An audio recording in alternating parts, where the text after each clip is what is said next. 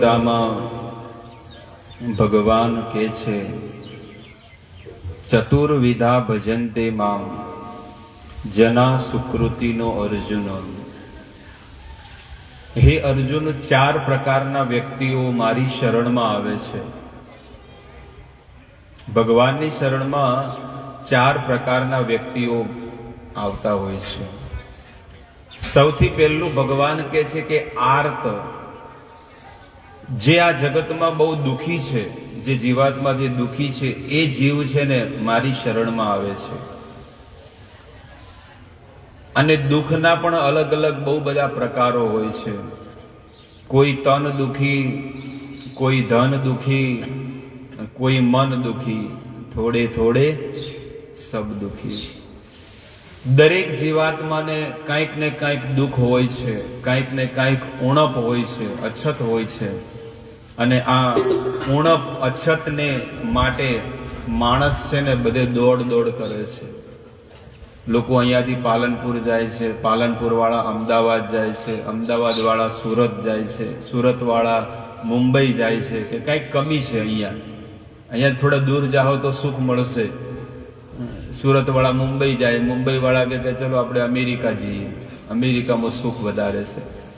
એટલે એ સુખની શોધમાં માણસ વિચાર કરે છે કે હું ક્યાં જાઉં તો સુખી થાઉં, કઈ જગ્યાએ જાઉં તો સુખી થાઉં. આ ઘરમાં થોડું દુઃખ મળે છે, લાવો આ ઘરને વેચી નવું ઘર લઈ લઉં તો નવા ઘરમાં કદાચ સુખ મળી જતું હોય. એટલે ભગવાન કહે છે કે આવો જીવાત્મા દુનિયામાં બધે ભટકે અને બધી જગ્યાએ ભટક્યા પછી પણ જો એને દુઃખ મળતું હોય ને, એટલે એ કોની શરણમાં જાય છે? ભગવાનની શરણમાં જાય છે. આર્ત, એને કહેવાય આર્ત, બહુ દુઃખી છે જીવાત્મા. બીજું કે છે આર્થાર્થી, જેને અર્થ એટલે કે ધનની પ્રાપ્તિ કરવી હોય છે. ધન એમને નહીં મળતું, બહુ મહેનત કરવા પછી પણ છે ને માણસને ધન મળતું નથી. અને બહુ મહેનત કરે તો એ છે ને એ પૈસા ભાળતો નથી. એટલે કે છે કે બહુ મહેનત કર્યા પછી પણ માણસને ધન મળતું નથી. એટલે માણસ કેટલું તપ કરે છે, કેટલી મહેનત કરે, અને આટલી બધી મહેનત કર્યા પછી પણ જો એને ધન ન મળતું હોય ને, તો લોકો એને કહે છે કે ભાઈ કામ કરો, તમે ભગવાનની શરણમાં જાઓ તો ભગવાન તમને આપશે. જેવી રીતે ધ્રુવ મહારાજ છે ને, એમની માતા પાસે ગયા અને માતાને કીધું કે મારે છે ને પિતાને ગાદીમાં બેસવું છે, તો મારે શું કરવું જોઈએ? ત્યારે કહે છે કે મારે બેટા તારે ભગવાનની શરણમાં જવું જોઈએ, અને ભગવાનની શરણમાં જશો ને તો તમે સુખી થશો. બેટાને કહે છે. તો મને કેવી રીતે વિશ્વાસ આવે કે ભગવાનની શરણમાં જાઓ, ભગવાનની ભક્તિ કરો તો હું ધનવાન બની જઈશ અને હું પિતાની ગાદી પર બેસી જઈશ, રાજા બનીશ? ત્યારે સુનીતિ કહે છે કે બેટા, તારા જે દાદા જે છે મનુ મહારાજ, એ મનુ મહારાજે 71 ચતુર્યુગના રાજા બન્યા છે. અને એમણે ભગવાનનું ભજન કર્યું, ભક્તિ કરી, એટલે ભગવાને એને આ સંપૂર્ણ બ્રહ્માંડના રાજા બનાયા, મનુ મહારાજને. એટલે આ પહેલો પુરાવો છે કે ભગવાનની જે ભક્તિ કરે એ ક્યારે ખાલી હાથ રહેતો નથી, ભગવાન એને આપે જ છે. આ તો નજીક છે, કોઈ બીજું ઉદાહરણ હોય તો બતાવો. ત્યારે કહે છે કે બ્રહ્માજી, બ્રહ્માજી એટલે કે ઉત્તાનપાદના પિતા મનુ મહારાજ, અને મનુના પિતા કોણ હતા? બ્રહ્મા, ચતુર્મુખ. અને બ્રહ્માજીએ પણ જ્યારે તપ કર્યું, ભગવાન જ્યારે બ્રહ્માજી જ્યારે આ સૃષ્ટિમાં આવ્યા તો સૃષ્ટિમાં કોઈ વસ્તુ નહોતી, કોઈ જીવાત્મા નહોતો, એક પણ જીવ નહોતો. એટલે બ્રહ્માજીને આ આખા બ્રહ્માંડમાં એક અવાજ આવ્યો, અને અવાજનું નામ હતું તપઃ. એ બ્રહ્મા, તમે તપ કરો, અને તપ કરવાથી હું પ્રસન્ન થઈશ. બ્રહ્માજીએ તપ કર્યું અને બ્રહ્માજીની સામે ભગવાન પ્રગટ થયા, અને ભગવાને કીધું કે હું તમને આ બ્રહ્માંડનો રાજા બનાવું છું, આ સંપૂર્ણ બ્રહ્માંડનો. એક બે કોઈ ગામડાનો રાજા નહીં બનાવતો, એક બે તાલુકાના રાજા નહીં બનાવતો, એક બે દેશના રાજા નહીં, એક બે પૃથ્વીના નહીં, પણ 14 લોકના રાજા કોને બનાયા? બ્રહ્માજીને બનાયા, અને બ્રહ્માજીને આખી સૃષ્ટિ ભૌતિક જગત ભગવાને એને સોંપી દીધું કે તમે આખી સૃષ્ટિ ચલાવો. પણ બ્રહ્માજી ક્યારે કોઈ દાડો રાજા ન બન્યા. બ્રહ્માજી વિચાર ન કર્યો કે હું પોતે ભગવાન છું, સૃષ્ટિનો સ્વામી છું. નહીં, હું ભગવાનનો સેવક છું. આવી રીતે બ્રહ્માજી છે ને એ ભગવાનના આદેશ પ્રમાણે આ સંપૂર્ણ સૃષ્ટિને ચલાવે છે. એટલે કે છે કે આર્થાર્થી જેને ધનની ઈચ્છા હોય ને એને ભગવાનની શરણમાં જવું જોઈએ. જેવી રીતે ધ્રુવ મહારાજ ગયા, બ્રહ્માજી ગયા, મનુ મહારાજ ગયા. આ લોકોએ ભગવાનનું તપ કર્યું અને ભગવાને એમને એક છત્ર રાજા બનાવી દીધા.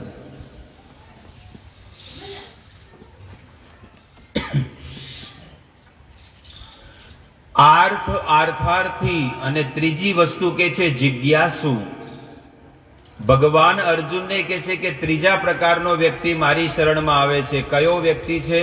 જિજ્ઞાસુ. એને જિજ્ઞાસા હોય છે કે ભાઈ સૃષ્ટિની રચના કેવી રીતે થઈ, 33 કરોડ દેવતા કોણ છે, હું કોણ છું અને મારો ભગવાનની સાથે શું સંબંધ છે. આવી રીતે એ ભગવાનને પ્રાર્થના કરતો હોય છે કે ભગવાન મને તમે સાચું જ્ઞાન આપો. એને કહેવાય જિજ્ઞાસુ. જાણવાની ઈચ્છા કરતા હોય છે. કોઈ પણ વ્યક્તિ એને કંઈક રસોઈ બનાવતા ન આવડતી હોય તો રસોઈયા પાસે નહીં પૂછતો બધું કે ભાઈ કેવી રીતે બને છે આ રસોઈ, કેવી રીતે આ ભોજન બનાવો છો, આની અંદર કેટલું મીઠું નાખો છો, કેવી ખાંડ નાખો છો, શું શું વસ્તુ કરો છો. એટલે આવી બધી વસ્તુઓને જે પૂછે એને કહેવાય જિજ્ઞાસુ. તો ભગવાન કહે છે કે અર્જુન, આર્થ એટલે કે જે દુખી છે, આર્થાર્થી જેને ધનની ઈચ્છા છે, અને જિજ્ઞાસુ જે જિજ્ઞાસુ હોય કે ભાઈ આ સૃષ્ટિની રચના કેવી રીતે થઈ, કોણે આ સંસાર બનાવ્યો અને ભગવાન કેવા હશે, અને ભગવાનની આ રચના કેવી છે, ભગવાનની સૃષ્ટિ કેવી છે. શિયાળો આવે, ઉનાળો આવે, ચોમાસું આવે, અલગ અલગ ઋતુઓ બદલાય છે. સૂર્ય દેવતા સવારમાં 6:15 વાગે એટલે ઉગી જાય અને સાંજે 6:30 વાગે એટલે અસ્ત થઈ જાય છે. આ બધી સૃષ્ટિ ચલાવવા વાળો કોણ છે? આવી જિજ્ઞાસા કરતા હોય છે. અને જ્ઞાની, ચોથી વસ્તુ કે છે જ્ઞાની વ્યક્તિ. જ્ઞાની વ્યક્તિ એને કહેવાય કે જે ભગવાન વિશે માત્ર જ્ઞાન પ્રાપ્ત કરવા ઈચ્છતા હોય. જેવી રીતે આપણે ભગવાનનું જ્ઞાન આપણે લેવું છે કે ભગવાન કેવા છે, કેવા વિભુ છે, અને ભગવાન જ આખી સૃષ્ટિને ચલાવે છે, અને ભગવાનના ઈશારે એક પાંદડું પણ હલતું નથી. ભગવાનના ઈશારે આખી સૃષ્ટિ ચાલે છે. સ્વયં ભગવાન કે છે મદ ભયાદ વાતી વાયો અયમ સૂર્ય તપસી મદ ભયાદ. ભગવાન કે છે કે આ મારા ઈશારા પર આ હવા વહી રહી છે. મદ ભયાદ વાતી વાયો અયમ. વાયો એટલે કે વાયુ. સૂર્ય તપસી મદ ભયાદ. એક પણ દાડો એવો નહીં હોય કે સૂર્ય દેવતા અડધો કલાક મોડું થયું હોય. આપણે તો રોજ મોડું થતું હોય કે આજ તો ગાડી ચૂચી ગયો, આજ તો પાણી નતું આવ્યું, આજ તો સિલિન્ડર પટી ગયો તો ચાર્જ નથી બનાવી એટલે મોડું થઈ ગયું.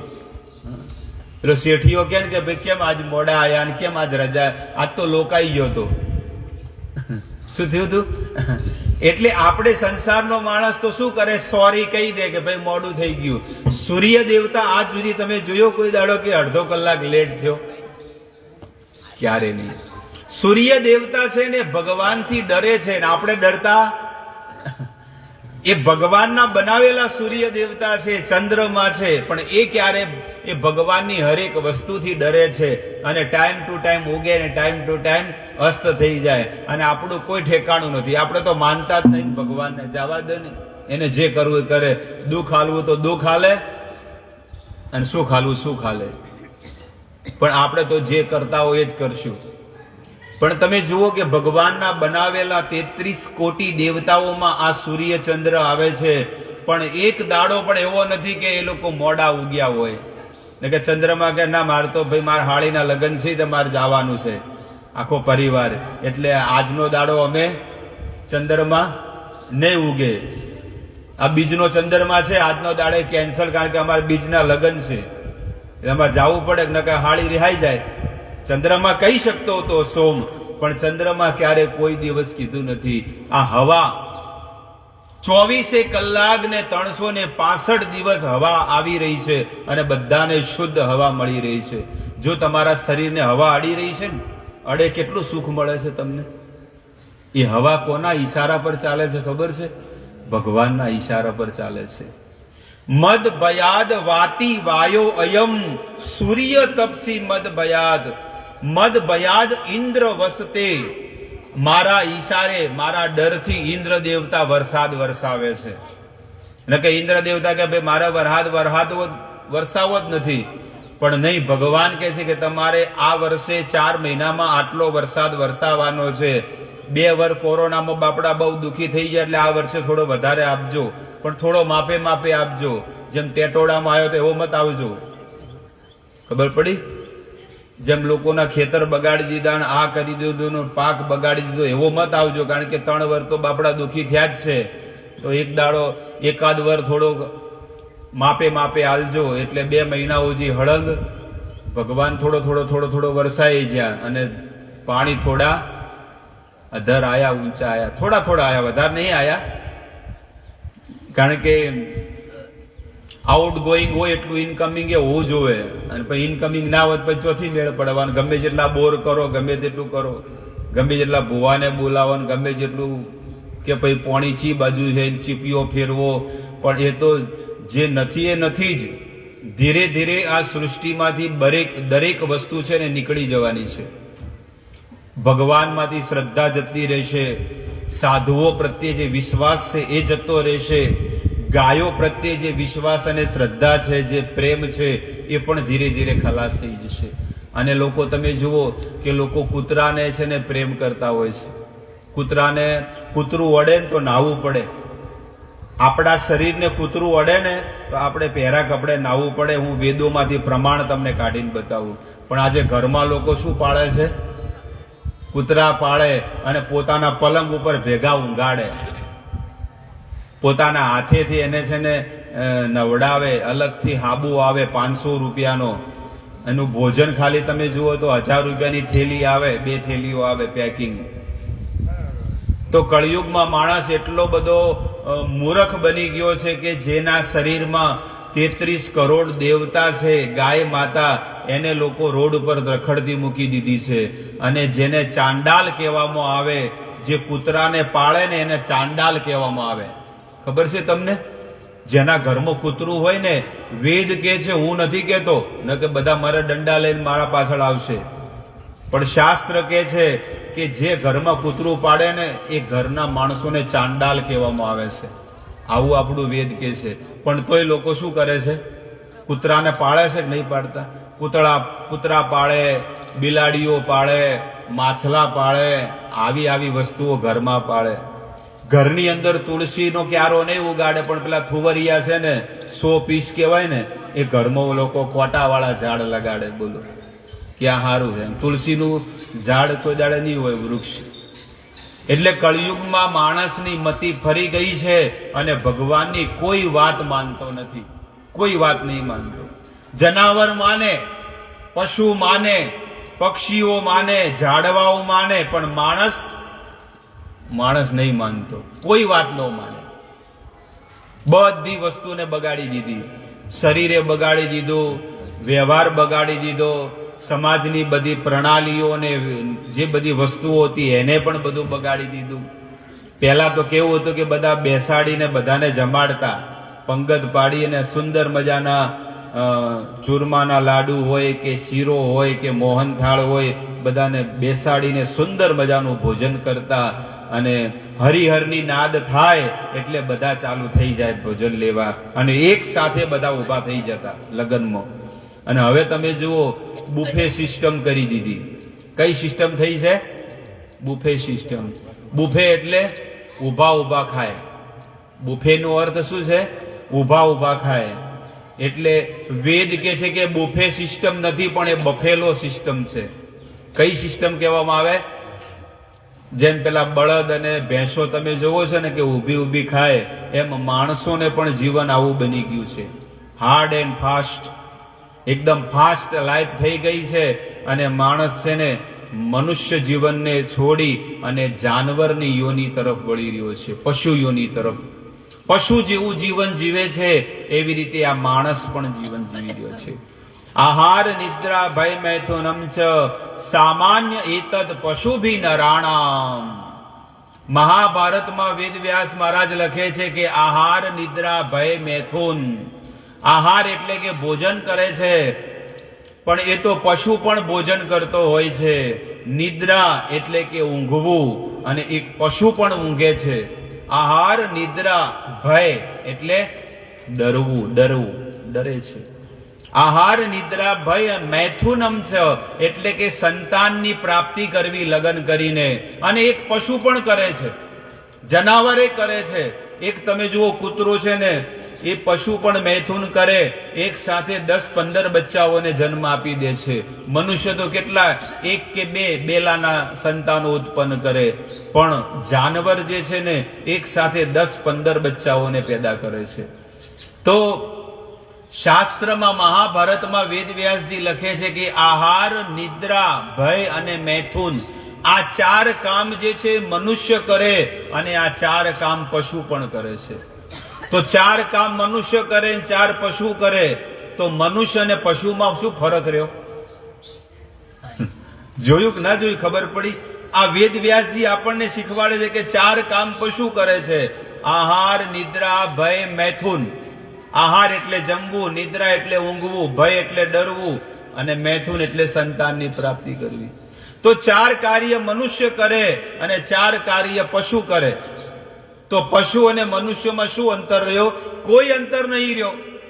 પેલો 4 પગ વાળો છે ને આ 2 પગ વાળો.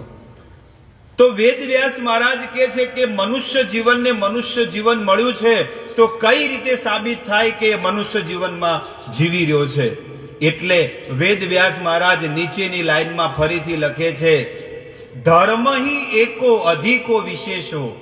જો મનુષ્ય જીવન મળ્યું છે પણ 4 કામ કરે અને 5મી વસ્તુ જો નથી કરતો, તો એ ઢોર, એક પશુની સમાન છે જીવાત્મા. ધર્મ હિ એકો અધિકો વિશેષો. આ 5મી વસ્તુ મનુષ્યમાં કઈ છે? ધર્મ. ધર્મનું પાલન કરવું એ મનુષ્યની અંદર 5મી વસ્તુ છે. ધર્મ હિ એકો અધિકો વિશેષો ધર્મ વિહીન પશુ સમાના. ધર્મ વગર માણસ કેવું કહેવાય? પશુની સમાન છે. ગમે ત્યારે ઉઠે, ગમે ત્યારે ઊંઘે, ગમે ત્યારે ખાય અને ગમે ત્યારે જાય, એનું કોઈ ઠેકાણું નથી માણસનું. એટલે કે છે કે ધર્મનું પાલન માણસે કરવું જોઈએ. ધર્મનું પાલન શું છે? ધર્મનું પાલન એ છે કે પોતાના સમાજની જે મર્યાદા હોય એ મર્યાદા પ્રમાણે એને જીવન જીવવું જોઈએ. પોતાના કુટુંબની જે મર્યાદા હોય એ મર્યાદા પ્રમાણે જીવન જીવવું જોઈએ. પોતાના મા બાપની જે મર્યાદા હોય, માતા પિતાની, એ મર્યાદા પ્રમાણે જીવન જીવવું જોઈએ. એટલે શાસ્ત્ર કહે છે કે હરેક વસ્તુમાં મર્યાદા હોવી જોઈએ, અને મર્યાદા વગરનું જીવન જીવતો હોય એનું જીવન કેવું હોય? મર્યાદા વગરનું માણસનું જીવન કેવું હોય? બ્રેક વગરની ગાડી જેવું. મર્યાદા વગરનું જીવન કેવું? બ્રેક વગરની ગાડી જેવું. સુંદર મજાની ગાડી મળી હોય, સુંદર મજાની ગાડી મળી હોય અને તમને ભેટ આપી હોય કોઈએ ગાડી, અને પછી તમે એ ગાડી ચલાવતા હોય અને ગાડી વાળો તમને ફોન કરે કે ભાઈ તમને કેવી ગાડી લાગી? કે બહુ સારી ગાડી છે. ગાડીનો કલર કેવો છે? કે બહુ સારો છે. ગાડીના કાચ કેવા છે? એ કે પાવર વિન્ડો છે, બટન દબાવો એટલે નીચે થાય, ઊંચું કરો તો. એનું સ્ટેરિંગ કેવું છે? એ કે પાવર સ્ટેરિંગ છે. કે ગાડી તમને કેવી લાગી? કે બહુ સરસ ગાડી છે, પણ કે ધ્યાન રાખજો એમાં બ્રેક નથી. ગાડી તો તમને 2 કરોડ રૂપિયાની આપી છે, પણ પાવર સ્ટેરિંગ છે, કાચ હારા છે, બધું હારું છે, કલર હારો છે, પણ કંપની વાળાએ છે ને બ્રેક નાખવાની ભૂલી ગયો છે, તો એની શું દશા થાય? બસ એવી રીતે મનુષ્ય જીવન પણ એવું જ છે કે સુંદર મજાનું આ કરોડો રૂપિયાની કાયા આ ગાડી આપી છે, પણ એમાં મર્યાદા રૂપી બ્રેક ન હોય તો માણસનું જીવન શું કામનું છે? કાંઈ કામનું નથી. એટલે બ્રેક વગરની ગાડી જેવું છે આપણી મર્યાદા, પણ એ જ બ્રેક છે કે હરેક વસ્તુમાં મર્યાદા હોય. હરેક વસ્તુ રોડ ઉપર નહીં લખતા, એની અંદર લખે કે સ્પીડ લિમિટ. તમારી ગાડી કારને તમે આટલી લિમિટ સુધી જ તમે ચલાવી શકો છો. કારની લિમિટ આપેલી છે કે વધુમાં વધુ તમે 100ની સ્પીડે ગાડી ચલાવી શકો છો. ટ્રક વાળાને લિમિટ આપી છે કે તમે 70 કે 60ની ઝડપે જ તમે ગાડી ચલાવી શકો. બાઇક વાળાને, સાયકલ વાળાને બધાને લિમિટ આપી છે કે એ લિમિટની બહાર જો તમે ચલાવશો ને તો તમારે ગાડીનો શું થઈ જશે? એક્સિડન્ટ થઈ જશે. એવી રીતે ભગવાન પણ વેદોની અંદર બતાવેલું છે કે મર્યાદા વગરનું જો તમે મનુષ્ય જીવન જીવશો ને તો તમારા મનુષ્ય જીવનને બહુ ખતરો છે, તમારા મનુષ્ય અવતારને બહુ દુઃખ મળશે. એટલા માટે મર્યાદિત જીવન જીવવું જોઈએ. પણ આજે તો રાફડો ફાટ્યો છે. મર્યાદાનો તો શું થઈ ગયો છે? ઉલ્લંઘન કરી દીધું છે, અને ગમે તેમ ગમે તેને મળે છે, ગમે તે કાર્ય કરે છે, અને પાપ વૃત્તિમાં આખો સંસાર લાગી ગયો છે. આખી દુનિયા શું કરે છે? રચી રચીને પાપ કરે છે. પાછળનું કોઈ જોતું જ નથી. પાછળનું કોઈ જોતું જ નથી. તમે જુઓ, અમુક ઘર એવા હોય ને કે જેને મોટા મોટા સ્પીકરો વાગતા હોય પણ ઘરમાં ખાવાનું એ ના હોય. જોયું છે? અમુક ગામના ઘરમાં તમે જુઓ કે બહાર મોટું સ્પીકર વાગતું હોય હવારમાં, અને એવા એવા મોટા મોટા ગીતો વગાડતા હોય, પણ બપોરનું ખાવાનું એ ના હોય અંદર ઘરમાં. ડબલા બધા ખાલી હોય અને બધા પી ક્લાસ હોય. જોયું છે ને આવી દશા? બસ એવી રીતે આ કળજુગમાં એવો રાફડો ફાટ્યો છે કે માણસ પાપ કરતા વિચારે નથી કરતો કે આવતીકાલે મારું શું થશે, આવતીકાલે મારી શું થશે દશા, મર્યા પછી મારા જીવનનું શું થવાનું છે. બસ લોકો તો એમ જ વિચાર કરે છે કે 4 दिन की चांदनी फिर अंधेरी रात. અહીંયા તો બધું સ્વર્ગે અહીંયા છે ને પછી નરકે બધું અહીંયા છે. કોણે જોયું છે કે ભાઈ સ્વર્ગમાં જવાના છે કે નરકમાં જવાના છે? બસ જેમ જીવન જીવવું હોય જીવો, અને આ મનુષ્ય જીવનને જ્યાં સુધી શક્તિ છે ત્યાં સુધી ભોગવી લો. લોકોની ધારણા મગજમાં કેવી થઈ ગઈ છે કે જ્યાં સુધી આ મનુષ્ય જીવનમાં તાકાત છે ત્યાં સુધી સુખ અને ભોગ ભોગવી લો. મર્યા પછી કને જોયું છે કે સ્વર્ગમાં જવાના કે નરકમાં જવાના?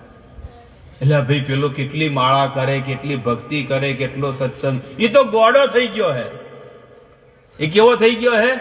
ગોડો થઈ ગયો. એને એની મતિ ભ્રષ્ટ થઈ ગઈ છે. જવા દો ને, એની વાત કરશો ને એની કરશો તો આપણો દાડો બગડશે. એના કરતા આપણે જેમ કરતા હોય એમ કરવા દો. આપણે તો અહીંયા પેલું કે છે ને કે દિખાવે કો સલામ. જે દેખાય છે એ સાચું છે, અને જે નહીં દેખાતું એ બધું ખોટું છે. બસ આવી જગ્યા. તો હવાય દેખાતી નથી તો શું ખોટું છે? હવા નહીં દેખાતી એનો અર્થ નથી કે હવા નથી, હવા છે, પણ એનો અનુભવ આપણે કરી રહ્યા છીએ કે હવા છે. એવું નથી કે હવા દેખાય તો જ હું એને માનું. એવી રીતે આ સૃષ્ટિ ચલાવવા વાળો ભગવાન છે. ભલે દેખાતો નથી, પણ એના માટે દિવ્ય ચક્ષુ જોઈએ, દિવ્ય આંખો જોઈએ. અને જ્યારે તમને દિવ્ય આંખો મળશે એટલે તમે પણ પ્રભુના દર્શન કરી શકશો, તમને પણ ભગવાનના દર્શન થશે. જેમ હિરણ્યકશિપુ નતા થતા. તમને ખબર છે ને વાત, કદાચ ક્યારેક સાંભળી હોય તો ભગવાનની કથા. પ્રહલાદ મહારાજને કહે છે કે તારો ભગવાન કઈ જગ્યાએ છે? એટલે પ્રહલાદ મહારાજ તો બધી જગ્યાએ કહે છે મારો ભગવાન બધી જગ્યાએ છે. સિયા રામ મેં સબ જગ જાની. બધી જગ્યાએ મને મારા પ્રભુ દેખાય છે. હિરણ્યકશિપુ કે મન તો દેખાતો નહીં કોઈ જગ્યાએ. એટલે હિરણ્યકશિપુ કે શું આ થાંભલામાં છે ભગવાન તારો? એટલે નાનો બાળક 5 વર્ષનું શું કહે છે કે હા, એ તો હાથ જોડવા માંડ્યો પ્રહલાદ. 5 વર્ષનો બાળક હાથ જોડે અને હાથ જોડીને કહે છે કે હા, મારો ભગવાન આ થાંભલામાં છે. તો આજે તારા ભગવાનને હું મારી નાખીશ. ભગવાન કોને કહેવાય એને ક્યાં ખબર હતી રાક્ષસને કે ભગવાન કોને કહેવાય? જે ક્યારે મરે નહીં એને કહેવાય ભગવાન. પણ કળયુગમાં આજે તો ગલીઓ ગલીઓમાં ભગવાન થઈ ગયા. અમારા બાપુ ભગવાન, પેલા ભગવાન, તમે ભગવાન ને આ બધા એમ કે છે ને. તમે જુઓ કળયુગની અંદર એવો રાફડો પાટ્યો અમે ભગવાન, અને આ કળયુગના ભગવાનને પોલિયોની રસી લેવી પડે, એને કોરોનાની રસી લેવી પડે, ભગવાનને લેવી પડે કોઈ દાડો?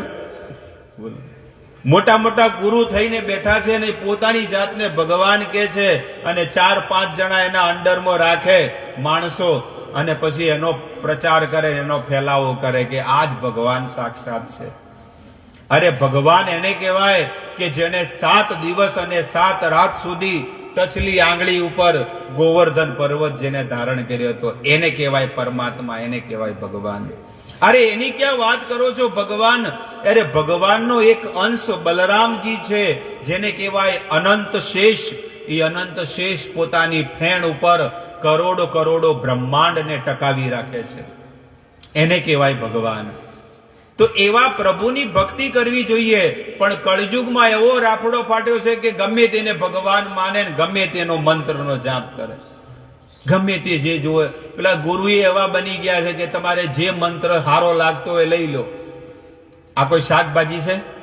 ગમે તમને જે સારું લાગે લઈ લો.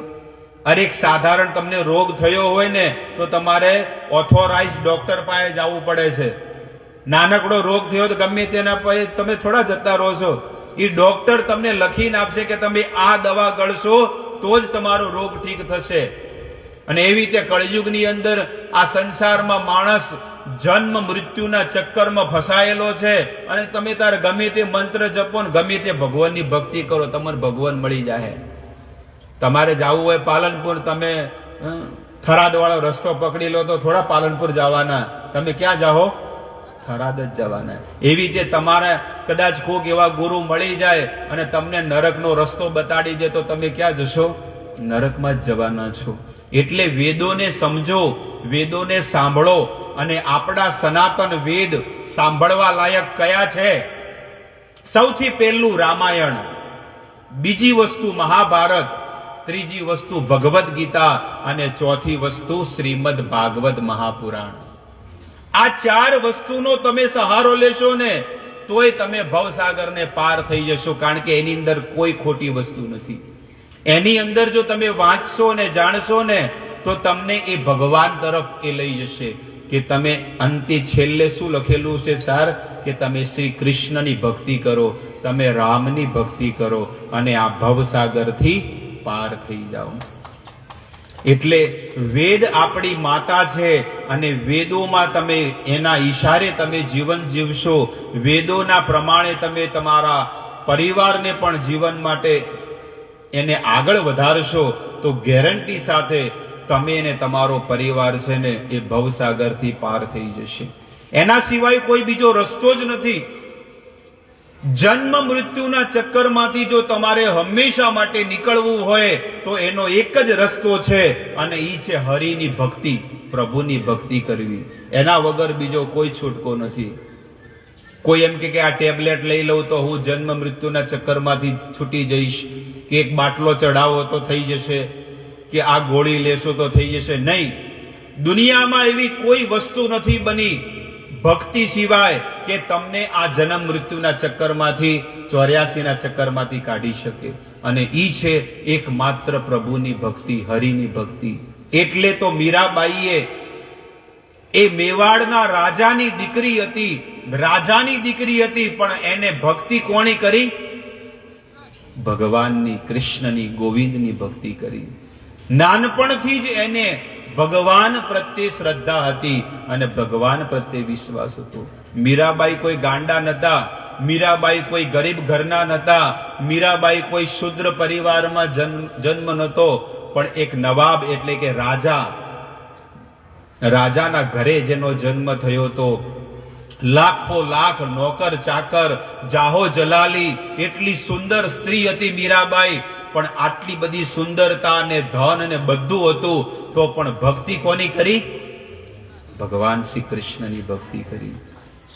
અરે પરીક્ષિત રાજાની તમે વાત હું તમને કહું મહાભારતમાં, કે પરીક્ષિત રાજાને જ્યારે તક્ષક નાગ કરડવાનો હતો એટલે એમને નિર્ણય એક જ કર્યો કે ગાયત વિષ્ણુ ગાથા, તમે 7 દિવસ સુધી શું કરો? ભગવાનની કથા કરો અને ભગવાનના ગુણ ગાઓ. આ આખી સૃષ્ટિના રાજા હતા, આખી પૃથ્વીના માલિક હતા, અને પરીક્ષિત રાજા ધારે તો બધું કરી શકતા હતા, પણ પરીક્ષિત મહારાજે 7 દિવસ સુધી ભગવાનની કથા સાંભળી. 7 દિવસ સુધી જ્યારે ભગવાનની કથા સાંભળી, આકાશ માર્ગેથી વિમાન આવ્યું અને રાજા પરીક્ષિત વિમાનમાં બેહી ગયા, અને એમનું ખોળિયું તો છે ને પરીક્ષિતનું ત્યાં ભગવત કથામાં પડ્યું હતું. અને પછી તક્ષક નાગ આવ્યો અને મડદાને ડંખ માર્યો.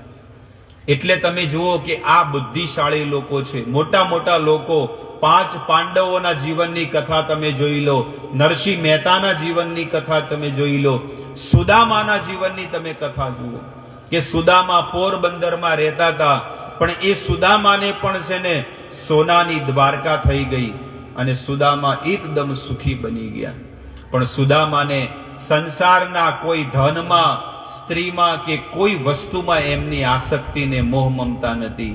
એમની આસક્તિ ને મોહ મમતા માત્ર ઠાकुरજીમાં હતી, ભગવાનમાં હતી.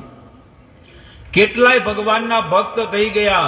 કે છે કે વિદુરજી ભગવાનના શુદ્ધ ભક્ત હતા, અને વિદુરજી એને યમરાજજીનો અવતાર કહેવામાં આવે છે. યમરાજજીનો અવતાર કોણ છે? વિદુરજી છે. અને વિદુરજી છે ને અહીંયા પૃથ્વી પર હસ્તિનાપુરમાં પ્રગટ થયા. ધૃતરાષ્ટ્ર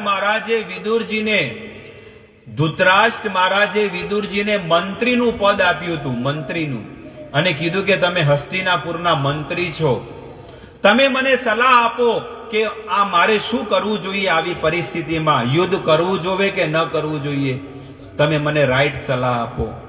ત્યારે વિદુરજી કહે છે કે હે ભાઈ, તમે જો મારી સલાહ માંગતા હોય ને તો તમારા કુળમાં સૌથી મોટામાં મોટો કલંક હોય તો એ દુર્યોધન છે.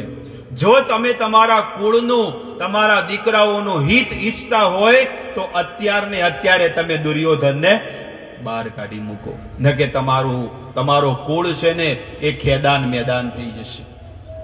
વિદુરજી જ્યારે આવી વાત કરી, પણ ધૃતરાષ્ટ્ર મહારાજ તો ખાલી હા સમજતા હતા. પણ એ જ ઘડીએ દુર્યોધન મહેલમાં આવ્યો અને દુર્યોધને જોયું, દુર્યોધન લાલ પીળો થઈ ગયો કે આ વ્યક્તિ શુદ્ર પરિવારમાંથી જન્મ લીધેલો છે, દાસીનો પુત્ર કહેવાય છે, અને અમારા રોટલા ખાય છે અને અમારી જ ખોદણી કરે છે. આને કાઢી મૂકો અત્યારે સિપાહીઓ. અને એ વિદુરજીને જ્યારે આવા વચનો કીધા, વિદુરજી વિચાર કરે છે કે મારે એક ઘડી માટે પણ હવે હસ્તિનાપુરમાં નથી રહેવું. હસ્તિનાપુરના ઉમરા ઉપર વિદુરજીએ પોતાનું ધનુષ બાણ મૂકી અને પોતે નીકળી ગયા છે જંગલના માર્ગે. આપણે તો લાગે છે પાછળથી જઈને બડી ફોન તો કરીએ જ. મંત્રીનું પદ હોય તો, મંત્રી એટલે ખબર પડી, મંત્રી કોને કહેવાય? મુખ્યમંત્રી, પ્રધાનમંત્રી. એવું પદ વિદુરજીને હતું, પણ વિદુરજી એક જ સેકન્ડમાં બધું પદને લાત મારી અને જતા રહ્યા. અને ક્યારે પાછળ જોયું નથી કે હા આટલું મોટું પદ હતું, પૈસા કમાવા મળતા હતા, ને હવે શું કરું? નહીં. વિદુરજીને પહેલેથી ભગવાનમાં બહુ શ્રદ્ધા હતી, બહુ ભક્તિ હતી એમનાની અંદર. એટલે તો વિદુરજીના ઘરે ભગવાન આયા હતા ને જમવા. આપણા ઘરે આયા કોઈ દાડો? આપણો ભાવ જ્યારે શુદ્ધ હશે તો આપણા ઘરે પણ આવશે ભગવાન. એટલે ભાવની કમી છે, અને ભાવ માત્ર હરિકથા અને સત્સંગથી જ મળશે. ભગવાનમાં પ્રેમ કેવી રીતે ઉત્પન્ન થશે? એટલે કે પ્રીતિ ન યાવન મય વાસુદેવે, જ્યાં સુધી વાસુદેવની કથામાં તમે શાંતિપૂર્વક ભગવાનની કથા નહીં સાંભળો ત્યાં સુધી ભગવાન પ્રત્યે પ્રેમ ઉત્પન્ન નહીં થાય. અને જેટલી તમે ભગવાનની કથા સાંભળશો એટલો ભગવાન પ્રત્યે તમને પ્રેમ ઉત્પન્ન થશે, એટલી ભગવાન પ્રત્યે આસક્તિ ઉત્પન્ન થશે. આવી રીતે વિદુરજી રાજપાટ છોડી અને કહે છે કે ભગવાનની માયા પ્રબળ છે એમ સમજીને પોતાનું ધનુષ્ય રાજભવનના દરવાજા પર મૂકી અને હસ્તિનાપુરથી વિદુરજી નીકળી ગયા. વિદુરજી હવે એમને ખબર પડી કે ભગવાનની માયા કેટલી પ્રબળ છે. ગમે દેવાનું છે ને મતિ ફરી જાય છે માણસની. કૌરવોને વિદુરજી જેવા મોટા મહાન મહાત્મા પુણ્ય ભાવે મળ્યા હતા અને તેઓ હસ્તિનાપુરથી નીકળીને પુણ્ય કરવાની ઈચ્છા કરવા માટે ભુવંડળમાં તીર્થપાદ ભગવાનના ક્ષેત્રમાં વિચરણ કરવા માંડ્યા.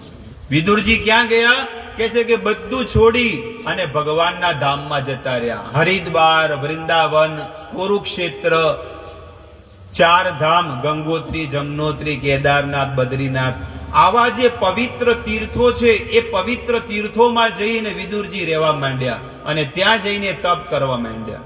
આપણે તો જઈને કદાચ દિવાળી પર આપણે જઈએ ને હરિદ્વાર જઈએ અને પછી ઠંડીમાં કે લાવ આપણે 2 મહિના રહીએ, પણ જેવી ઠંડી પડે એટલે શું કરે?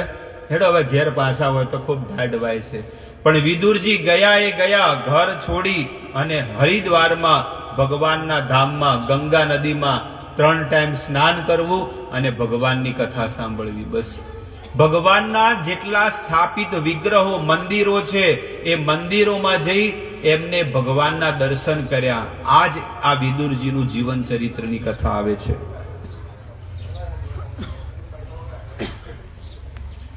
કૌરવોને વિદુર જેવા મહાત્મા મોટા પુણ્ય ભાવે મળ્યા હતા. આ વિદુરજી કૌરવોને કેવી રીતે મળ્યા હતા? બહુ મોટા પુણ્ય કર્યા હતા એટલે વિદુરજી જેવા એમને ભક્ત મળ્યા હતા. તેઓ હસ્તિનાપુરથી નીકળીને પુણ્ય કરવાની ઈચ્છા સાથે ભૂમંડળમાં તીર્થપાદ ભગવાનના ક્ષેત્રમાં વિચરવા લાગ્યા. જ્યાં શ્રી હરિ, બ્રહ્મા, રુદ્ર, અનંત વગેરે મૂર્તિઓ મૂર્તિમાન રૂપે વિરાજમાન છે. જ્યાં જ્યાં ભગવાનના મંદિરો છે એ મંદિરોમાં જઈને વિદુરજી ત્યાં રહેવા માંડ્યા અને સાધના કરવા માંડ્યા. જ્યાં જ્યાં ભગવાનની મૂર્તિઓથી સુશોભિત તીર્થ સ્થળો, નગરો, પવિત્ર વન, જે જગ્યા ઉપર છે ને ભગવાન ગયા એ જગ્યા ઉપર છે ને વિદુરજી બધે દર્શન કરવા ગયા.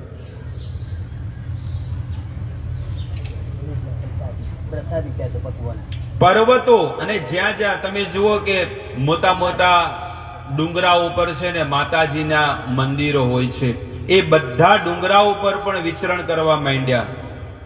પર્વતો, નિકુંજો અને નિર્મળ જળ ભરેલી નદીઓ, જેટલા નિર્મળ જળ કોને કહેવાય? જેને પવિત્ર તીર્થ કહેવાય, એવા તીર્થોમાં જઈને સ્નાન કરવા માંડ્યા. એટલે તમે જુઓ, જે લોકો જાણતા હોય છે ને એ લોકો ચતુર્માસ, અત્યારે ચતુર્માસ ચાલી રહ્યો છે, તો લોકો શું કરતા હોય? ગંગા, જમના, સરસ્વતી, કાવેરી, ગોદાવરી, બિંદુ સરોવર, તાપી નદી, ભરૂચની છે નર્મદા નદી, આવા પવિત્ર નદીઓની અંદર એ લોકો વિચરણ કરે અને વિચરણ કરતા કરતા દરેક તીર્થોમાં એ લોકો સ્નાન કરતા હોય છે. તો વિદુરજી પણ સ્વચ્છંદપણે એ દરેક સરોવરની અંદર સ્નાન કરતા હતા. બધા સ્થળોમાં ગયા અને વિચરણ કરતા કરતા બધા તીર્થો, પર્વતો, પવિત્ર નદીઓ, નિર્મળ જળ અને બધી જગ્યાએ જ્યારે વિચરણ કરતા કરતા એ વૃંદાવનમાં પહોંચ્યા. અને તેઓ કેવી રીતે જીવન જીવતા હતા વિદુરજી ખબર છે? અવધૂત રૂપે વિદુરજી જીવન જીવતા હતા. પણ કેવી રીતે? અવધૂત. અવધૂત કોને કહેવાય? અવધૂત નો અર્થ છે કે જે કોઈને જાણી ન શકે અને ગાંડાની જેવો વેશ બનાવી દે, ગાંડા જેવો, એને કોઈ ઓળખી ન શકે, એને અવધૂત કહેવામાં આવે છે. તેઓ અવધૂતપણે સ્વચ્છંદપણે પૃથ્વી પર વિચરણ કરતા હતા, જેથી આત્મીય જનો તેમને ઓળખી ન શકે. બધું છોડી અને એ છે ને અવધૂતની જેમ બધે વિચરણ કરતા હતા. કેમ ખબર છે? કારણ કે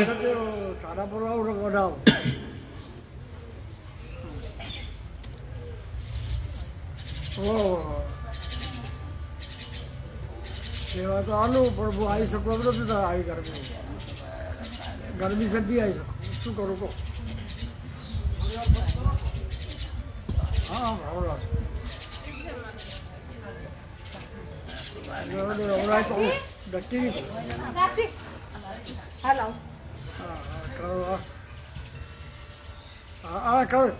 કરું બધી જય ગુરુ.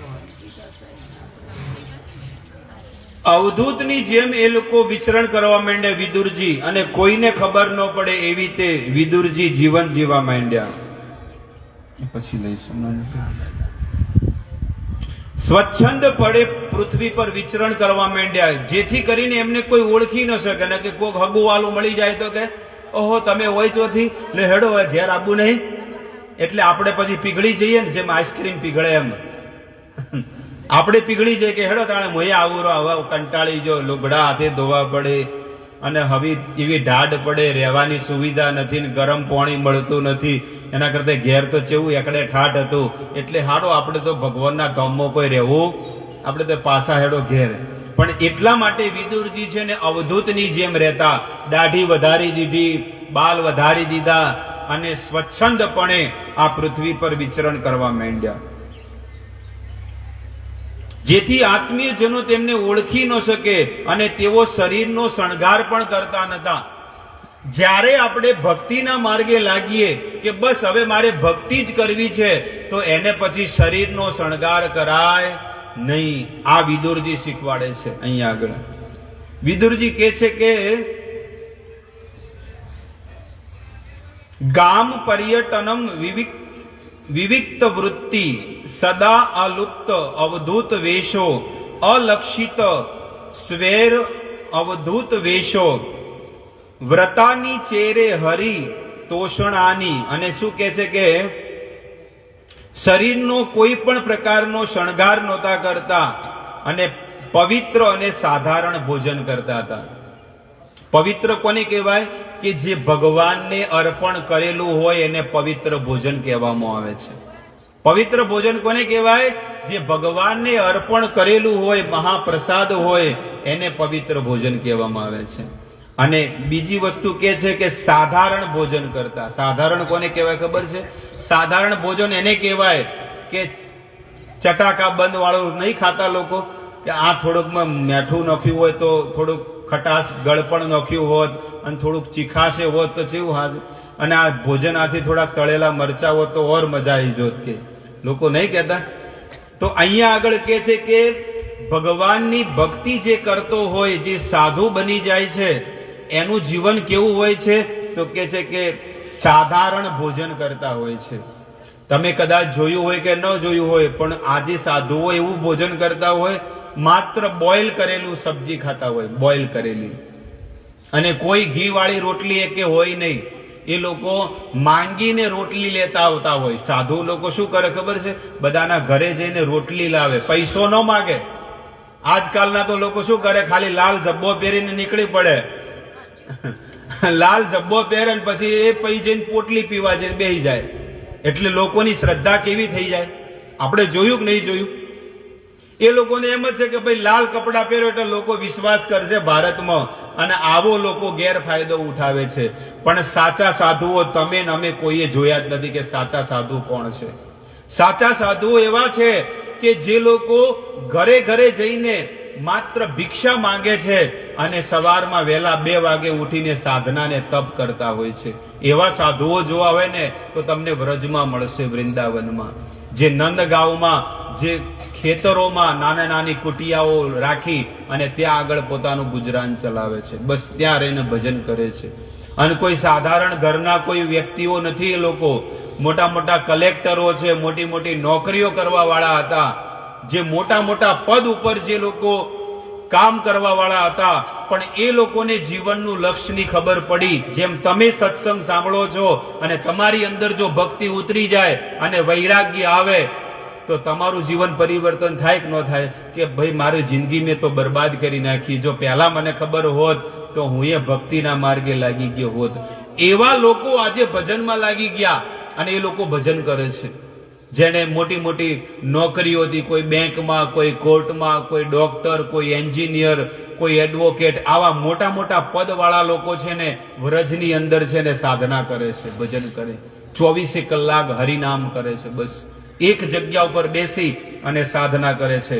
હરે કૃષ્ણ કૃષ્ણ કૃષ્ણ હરે હરે, હરે રામ રામ રામ હરે હરે. બસ નિરંતર અહર્નિશ 24 કલાક ભગવાનના નામનો જપ કરે છે, અને આપણે સંસારના નામનો જપ ચાલુ છે. હવે થર્મોમીટર માપો કે આપણી શું ગતિ થાય અને એની કેટલી સદગતિ થાય. કારણ કે એને સંસારનો બધો વૈભવ ત્યાગ કરી અને હરિને ભજ્યા છે. અને આપણે તો કોઈ વસ્તુ છૂટતી નથી. ઘરે નહીં છૂટતું કે કાંઈ નહીં. આપણે લાગે તો કોકને માળા હાલી હોય તો ખાટલામાં બેઠા બેઠા કે અલી હાબુ ઓછો વાપરજે, બોલો પેલું પોણી બંધ કર, હાય હાય, બસ હાય હાય કરતા કરતા જિંદગી બગાડી દીધી અને ફોટામાં આવી ગયા અને પછી જમના દરબારે પહોંચી ગયા. બીજું શું? એટલે કે છે કે હાય હાય છોડો અને હરી હરી ભજો. હાય હાય છોડો. હવે તો શું થઈ ગયું કે વાળે ધોળા થઈ ગયા, આ ઢોકણીઓ ઢીલી પડી ગઈ, હવે પગની બે વાટસીઓ શું થઈ ગયું છે, ગિરીશ વગરની થઈ ગઈ, ઓઇલ વગરની હુકાઈ ગઈ છે હવે. એટલે કે હવે તો હેડાતું એ નથી. એટલે ભગવાન છે ને એ નોટિસો મોકલી છે કે ભાઈ હવે માળામાં હાથ નાખો. અને ભગવદ્ ગીતા, ભાગવત ને બધા આજે સાધુ સંતોએ જે ભગવાનના ભક્તોએ જે તમને વેદ આપ્યા છે ને એ ઘરે પડ્યા છે, એ જોવા માટે નથી પણ એને વાંચન કરવા માટે છે. અને એને વાંચો તો તમને આત્માનું કલ્યાણ થાય. પણ જીવ છૂટતો નથી માણસનો. છેલ્લી ઘડીએ છે ને એ જીવ એની અંદર ને એની અંદર જ ફસાયેલો હોય. એક બેન હતા ને એને બ્લેન્કેટ ને ખૂબ પ્રેમ કરતા. ધાબળો, પેલો બ્લેન્કેટ આવે ને એને ગમે ત્યાં જાય ને ધાબળો પાસે જ રાખે, ખૂબ ધાબળો પાસે જ રાખે. અને પછી એમ કરતા કરતા ક્યાંય પણ જાય ને, દીકરીના ઘરે જાય તો એ બ્લેન્કેટ હાથી જ લઈ જાય. કારણ કે અમુકને આસક્તિ મોહ મમતા હોય જ, કોક ને કોક વસ્તુમાં હોય જ. એટલે એ બેન છે ને જ્યાં હોય ત્યાં એ સાથે જ લઈ જાય. પણ એક સમયની ઘટના છે કે એને છે ને ધાબળો ક્યાં મૂકી દીધો ખબર? તિજોરીમાં, અંદર ખાનામાં છે ને એ બ્લેન્કેટ મૂકી દીધો. એ કોઈને આલે જ નહીં. તમે જુઓ, કિંમત કઈ ન હોય પણ એને બહુ ગમે. એને કોઈને વાલી વસ્તુ કોઈને આપે નહીં. એટલે ડોશીમાં છે ને ગડપણમાં પથારીમાં પડ્યા હતા. પછી બહુ મહેનત કરી પણ જીવ જ ન જાય, જીવ જાય જ નહીં. એટલે પછી બધા લોકો સગાવાલા આયા કે આ ડોશીનો જીવ જાતો કેમ નથી? એટલે એની વહુ હતી ને કે એનો જીવ એક વસ્તુથી જાહે. એ વહુને ખબર હતી કે આ ડોશીનો જીવ શેમો અટક્યો છે. એ કે શેમો છે? કે તિજોરીમાં. એટલે બધા લોકો વિચાર કરવા મળે કે રૂપિયામાં કદાચ જીવ અટક્યો છે. કે ના, રૂપિયામાં નથી. અને લાયા એને ઓશિકા નીચે ચાવી હતી કે એ ચાવી લઈને તિજોરીમાંથી પેલો બ્લેન્કેટ આલ્યો અને બ્લેન્કેટ જેવો ઓઢાડ્યો એવા હે ભાઈ એને મરી ગઈ. હાય શાંતિ. એટલે આવો માણસનો સ્વભાવ બની ગયો છે. હવે વિચાર કરો કે એક બ્લેન્કેટમાં માણસનો જીવ અટકી જાય તો પછી માણસની શું દશા થાય? એટલે કે છે કે હાય હાય છોડો ને હરી હરી ભજો નિરંતર. અહીંયા આગળ ભોજન હંમેશા સાદું કરતા વિદુરજી છે ને એકદમ સાદું ભોજન અને પવિત્ર ભોજન જમતા. પવિત્ર ભોજન કોને કહેવાય? કે જેમાં ડુંગળી અને લસણ વાળી કોઈ વસ્તુ ન હોય આહારમાં, એને પવિત્ર ભોજન કહેવામાં આવે છે. જે ભગવાનને અર્પણ કરેલું ભોજન હોય એને પવિત્ર ભોજન કહેવામાં આવે છે. બાકી એવા ભોજનને તમોગુણી ભોજન ગણવામાં આવ્યું છે આપણા વેદોમાં. ભગવદ્ ગીતામાં એનું પ્રમાણ આપેલું છે. એવું નથી કે ગમે તેમ આડેધડ આપણે વાતો કરતા હોય છે. તમોગુણી ભોજનની વ્યાખ્યા કરેલી છે ભગવદ્ ગીતામાં. રજોગુણી ભોજનની પણ વ્યાખ્યા કરી છે અને સત્વગુણી ભોજનની પણ વ્યાખ્યા ભગવદ્ ગીતાની અંદર કરેલી છે. પણ આપણે શું છે કે જેમાં મેળ આવે આપણે પકડી લઈએ કે માર તો આર્યું મેળ આવશે. આપણે તો વધારે કોઈ સારું, આપણે સત્વગુણમાં કોઈ રહેવું નથી. શુદ્ધ વૃત્તિથી જીવન નિર્વાહ કરતા, તીર્થોમાં રહીને પણ કેવું જીવન જીવતા વિદુરજી? શુદ્ધ વૃત્તિથી. કે રોજ સવારમાં વહેલા ઉઠીને સ્નાન કરતા. આપણે તો લાગે તો કામ ધંધો ના હોય તો લાગે 10 વાગે સુધી પડ્યા રહીએ, છે કે નહીં? કામે જતા હોય એટલે રોજ 8:30 કે 8 વાગે કામે જતા હોય તો રોજ 6 વાગે ઉઠી જાય. પણ શનિવાર રવિવાર રજા હોય તો શું કરે? શનિવાર ને રવિવાર હોય તો શું કરે? કે આજ તો કે રજા છે, એક કામ કરો મોડા ઉઠશું, 9 વાગે ઉઠશું, 10 વાગે ઉઠશું. આવી રીતે કે છે કે જીવન નિર્વાહ કરતા અને પ્રત્યેક તીર્થમાં સ્નાન કરતા. એક પણ એવું તીર્થ નહીં હોય જે તીર્થમાં વિદુરજીએ સ્નાન નહીં કર્યું હોય.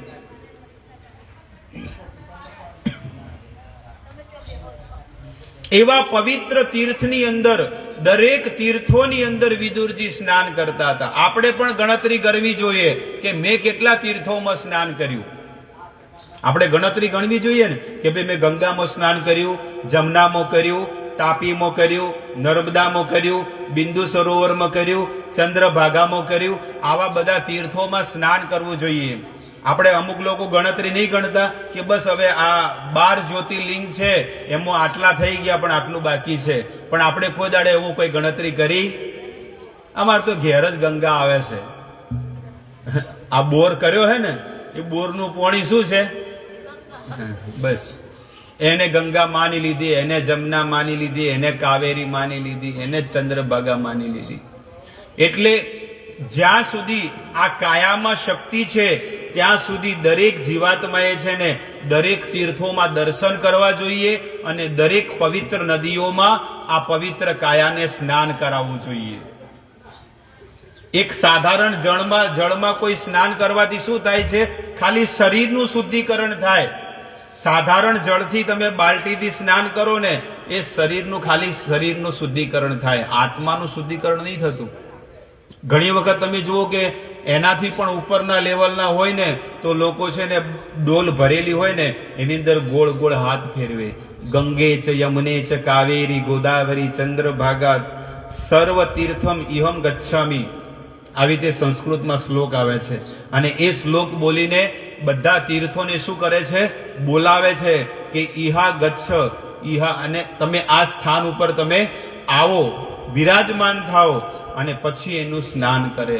અને સ્નાન કરતા કરતા કે હર હર ગંગે, જય ભોલેનાથ, જય સીતારામ, જય સીતારામ, જય રાધેશ્યામ, આવી રીતે ભગવાનના નામ લેતા હોય. અને ભગવાનનું નામ લેતા લેતા જ્યારે તમે સ્નાન કરો ને તો ઓટોમેટિક તમારા દેહનું શુદ્ધિકરણ થાય છે.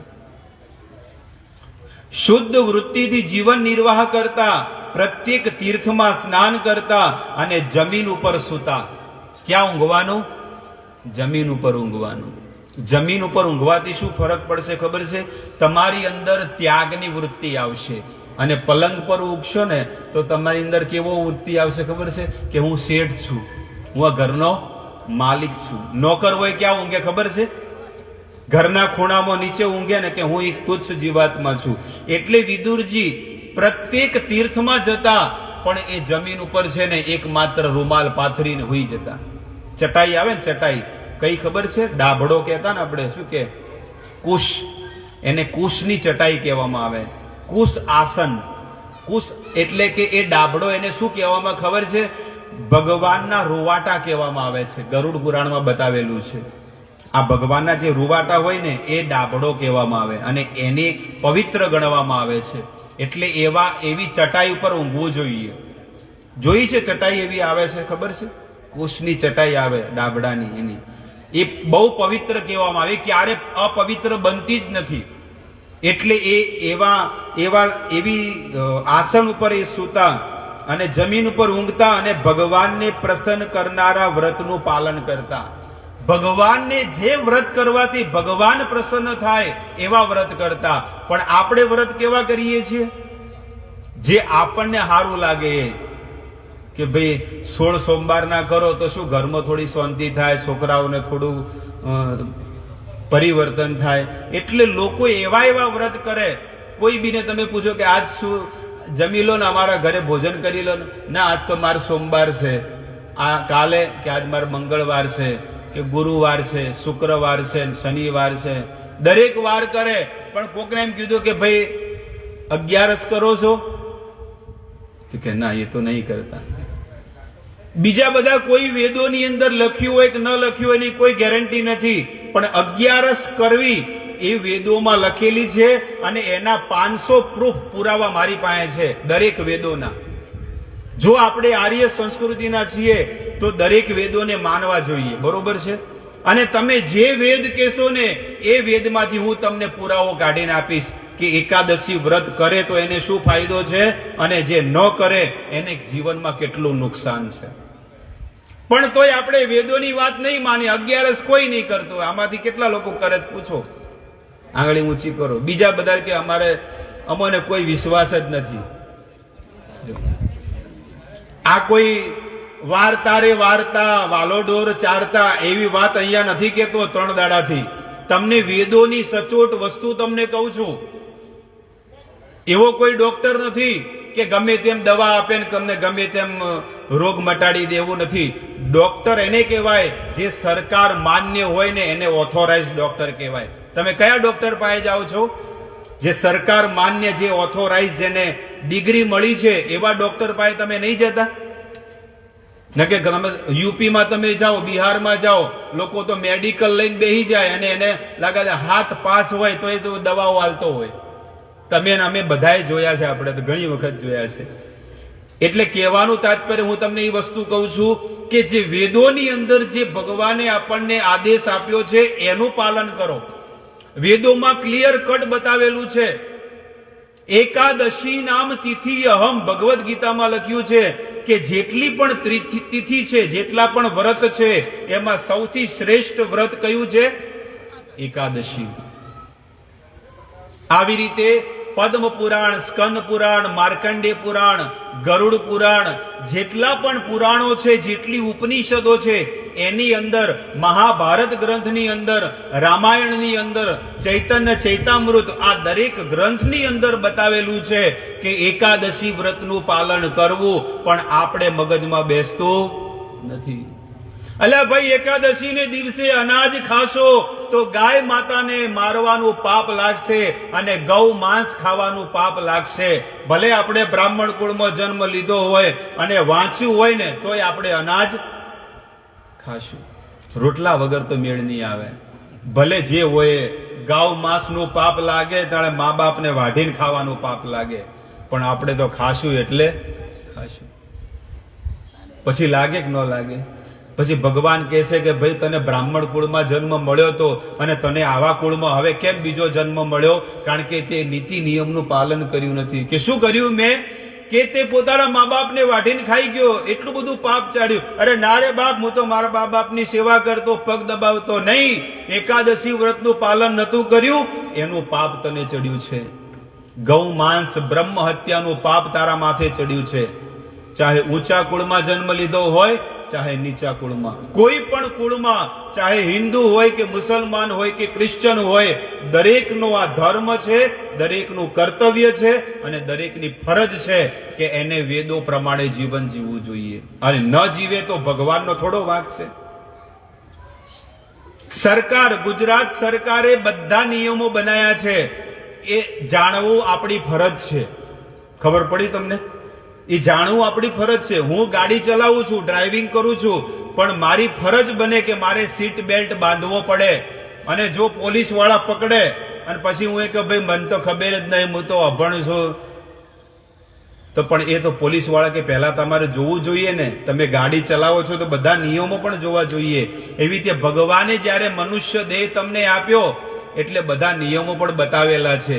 વેદ, પુરાણ, ઉપનિષદ, મહાભારત, એની અંદર બધું બતાવેલું છે. અને એ આપણે વાંચ્યા વગર આપણે જીવન જીવીએ તો વાંક કોનો છે? આપણો પોતાનો વાંક છે કે આપણે એ નીતિ નિયમનું પાલન નથી કરતા. ભગવાનને પ્રસન્ન કરનારા વ્રતોનું પાલન આ વિદુરજી કરતા. આ પ્રમાણે ભારત વર્ષમાં વિચરણ કરતા કરતા તેઓ પ્રભાસ પાટણમાં જઈ પહોંચ્યા. ત્યાં સુધીમાં તો ભગવાને યુધિષ્ઠિર મહારાજને બધી વસ્તુ શીખવાડી દીધી કે કઈ રીતે રાજપાટ કરવું, અને ધર્મનું પાલન કર્યું અને ધર્મનું ધજા ફરકાવી અને ભગવાન તો પોતાના ધામમાં પહોંચી ગયા. પણ વિદુરજી 36 વર્ષ સુધી વિદુરજીએ છે ને સંપૂર્ણ ધામમાં પરિક્રમા કરી. આપણે તો 36 કલાકમાં પાછા આવી જઈએ. કોઈ બીને જાત્રા કરવા ગયા હોય ને તો કે ભાઈ તો મન તો ભાયું ના, હું તો પાછો આવ્યો, મન તો મેળ જ ના આવ્યો. ખાવાનું મેળ ના આવ્યું, પેલું તો રહેવાનું કોઈ મેળ ના આવ્યું. એટલે 36 કલાકમાં આપણે ઘરે રિટર્ન પાછા આવી જઈએ. ઘણા લોકો, અમે હમણાં 550 લોકો પાલનપુર થી ગયા હતા બદ્રીનાથ.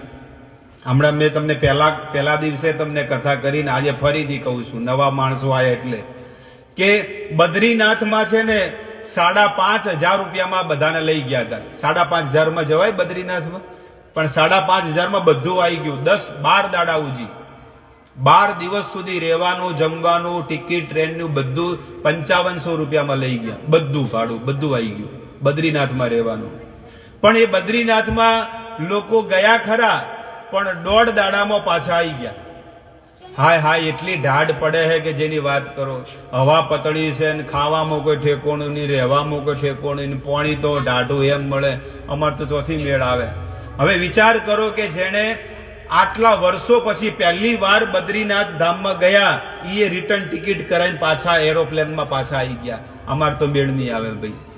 હવે આવા માણસો કઈ રીતે જીવનમાં તપ કરી શકવાના છે કે જેણે કેટલી મહેનત કરીને 550 માણસોને લઈ ગયા. હરિદ્વારમાં તો તમે 200-2500 માણસોને તમે લઈ જાઓ, પણ બદ્રીનાથમાં છે ને 200 થી વધારે કોઈ નહીં લઈ ગયું. તમે જોયું છે, સાંભળ્યું કોઈ દાડો કે 550 લોકોને લઈ ગયા? એ લોકો 575 માણસોને લઈ ગયા હતા ટોટલ. આ લક્ષ્મીપુરાથી, જૂના લક્ષ્મીપુરા જે પટેલો છે ને એ લોકો લઈ ગયા હતા. હમણાં હું તો 4-5 દિવસ પહેલા હું આવ્યો છું. આપણી કથા સ્ટાર્ટ થઈ એના 4 દિવસ પહેલા 12ને દિવસે હું અહીંયા આવ્યો હતો. તો તમને એટલા માટે આ બધી વસ્તુ કહું છું કે ભગવાનના ધામમાં જઈને પણ લોકો પાછા આવે. પણ વિદુરજી 36 વર્ષ સુધી એક ધારું તીર્થાટન કર્યું, 36 વર્ષ સુધી. અને આપણે તો 36 મિનિટે થાય એવું નથી. આપણને કોકે કીધું હોય કે દિવાળીમાં બસ ભરાય છે અને જાત્રા કાઢી છે, તમારે આવવું છે ગંગાજીમાં, ના બાપ ભલોમ કરજો. આપણે શું કહીએ? 2 હાથ ઊંચા કરી કે ભાઈ તમે મારા નામની જાત્રા કરજો ભરી. અમારે તો કોઈ જવું નથી કે ભાઈ એક વખત તો જાઓ. આખી જિંદગીમાં કોઈ દાડા ગંગાજીમાં સ્નાન નહીં કર્યું તો એક વખત તો જાઓ, ડૂબકી મારો. અને તમારા ગામમાંથી બસ નીકળે છે, પણ તો ના અમારે તો કોઈ જવું નથી. કેટલા લોકો નથી ગયા હરિદ્વાર? આંગળી ઊંચી કરે જે લોકો હરિદ્વાર ન ગયા હોય. ઓહો, જે લોકો ન ગયા હોય. હા, ઓહો, જીવનમાં એક વાર તો જવું જોઈએ ભગવાનના ધામમાં. કુરુક્ષેત્ર હરિયાણામાં આવ્યું, પછી ઉત્તરાંચલમાં હરિદ્વાર આવ્યું. હવે જે હરિદ્વાર જ ન ગયા પછી 4 ધામની તો ક્યાં વાત છે? 4 ધામ કેટલા લોકો નહીં ગયા? ગંગોત્રી, જમનોત્રી, કેદારનાથ, બદ્રીનાથ, આ 4 ધામ કેટલા લોકો નહીં ગયા? આંગળી ઊંચી કરે. ઓહો, નહીં ગયા. છે અઘરું. 4 ધામ છે ને બહુ અઘરું છે. હું તો જઈને આવ્યો, મારે 44 વર્ષ થયા. અને જ્યારથી મેં ભક્તિમાં પગલું ભર્યું હતું ત્યારથી વિચાર હતો કે જાવું છે, પણ પગ આગળ વધતો. હરિદ્વાર ઉજી જતા હતા, હરિદ્વાર 50 વખત જઈને આવ્યો. તમને વિશ્વાસ નહીં આવે, આ વર્ષમાં હું 5 વખત જઈને આવ્યો હરિદ્વાર. આ 1 વર્ષની અંદર કેટલી વખત જઈને આવ્યો? 5 વખત જઈને આવ્યો. તો હજી પાછું આ દિવાળી પર જવાનું છે, બેસતા વર્ષને દિવસે ફરીથી જવું છે વૃંદાવન ને હરિદ્વાર. હજી તો હમણાં તો જઈને આવ્યો છું, હજી તો અઠવાડિયું થયું છે. તો આ વર્ષમાં કેટલી વખત થયું? 6ઠી વખત. એટલે દર 2 મહિને થયો કે ન વારો? તો હરિદ્વાર તો 50 વખત જઈને આવ્યો, પણ 4 ધામ કેમ જીગર નથી ચાલતી કે ઈ વાતાવરણ ગમે ત્યારે બદલાય અને ગમે ત્યારે ડુંગરાઓ પડે વખરા. એટલું રિક્સ વાળું કામ કે એ બસ છે ને, બસ અહીંયા ખાય અને અહીંયાથી બસ હેડતી હોય. હવે જીવ અદ્ધર. એટલે એમ થાય કે હારું ઘરે મંદિરે બેઠા બેઠા માળા કરવી હારી, પણ ઈ તો થોડું પૈડું પેલી બાજુ જતું રહે. અને ખાઈ તમે જુઓ ને, ખાઈ મોટી ખાઈ કેટલી ઊંડી દેખાય નહીં અંદર.